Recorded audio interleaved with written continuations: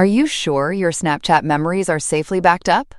In this video, I'll show you how to back up your Snapchat memories step by step so you never lose your photos and videos. First, open Snapchat and go to your profile page by tapping on your Bitmoji or profile icon in the top left corner. Once you're on your profile page, tap the gear icon in the top right corner to open settings. Scroll down and tap on Memories. This section controls how your snaps, stories, and memories are saved and backed up. Backing up your memories ensures that your photos and videos are safely stored in the cloud and can be restored if you change phones or reinstall the app. Next, make sure the checkbox for Smart Backup is enabled.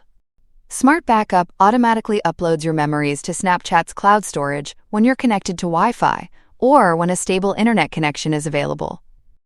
To check how much storage you're using or to purchase more space, tap on Cloud Storage. Snapchat provides 5 GB of free cloud storage, and you can upgrade if you need more space for your memories. You can also tap on Autosave My Story Snaps.